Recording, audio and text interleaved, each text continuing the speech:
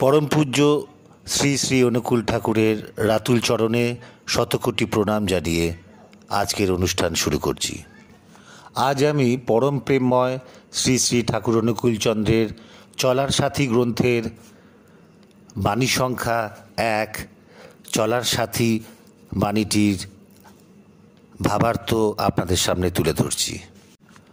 চলার সাথী বাণীটিতে ঠাকুর বলেছেন, তুমি জগতে প্লাবনের মতো ঢলিয়া পড়ো, সেবা উদ্যম জীবন ও বৃদ্ধিকে লইয়া ব্যষ্টি ও সমষ্টিতে তোমার আদর্শকে প্রতিষ্ঠা করিয়া জয় যশ ও গৌরবের সহিত আর নারী যদি চাই তোমাকে, তবে ছুটুক সে তাহার মঙ্গল শঙ্খ নিনাদে সব প্রাণ মুখরিত করিয়া তোমার দিকে, কিন্তু সাবধান, চেও না তুমি তা।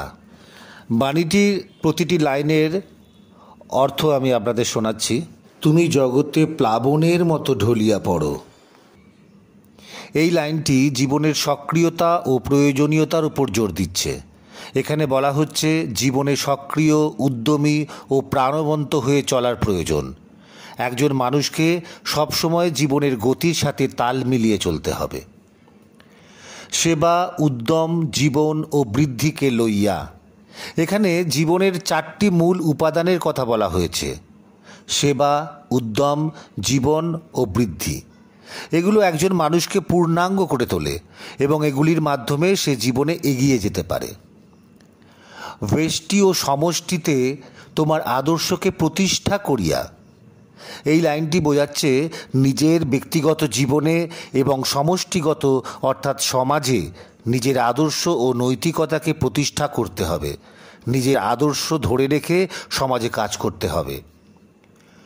জয় যশ ও গৌরবের সহিত, এখানে সফলতার কথা বলা হচ্ছে। সঠিক আদর্শ ও নৈতিকতা অনুসরণ করলে ব্যক্তি জয় যশ ও গৌরব অর্জন করবে।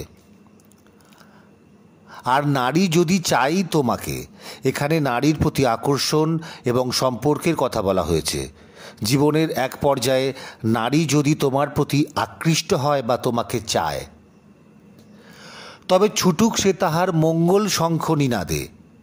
এখানে বলা হচ্ছে সেই নারী যদি সত্যিকারের মঙ্গলময় হয় এবং তার সঠিক নৈতিকতার পথে থাকে, তবে তাকে গ্রহণ করো।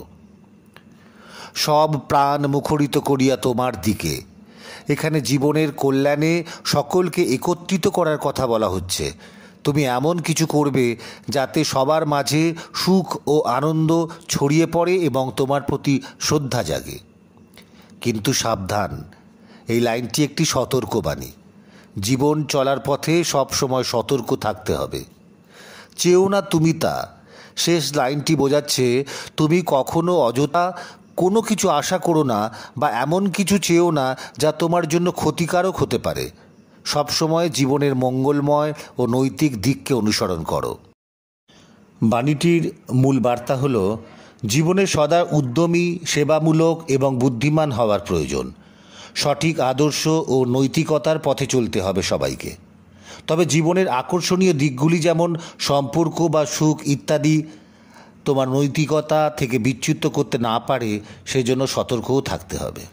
যদি বাণীটি ভালো লেগে থাকে তাহলে লাইক এবং কমেন্ট করতে ভুলবেন না।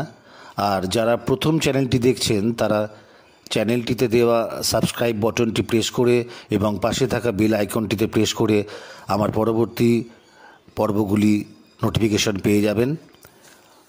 ভালো থাকবেন। জয় গুরু।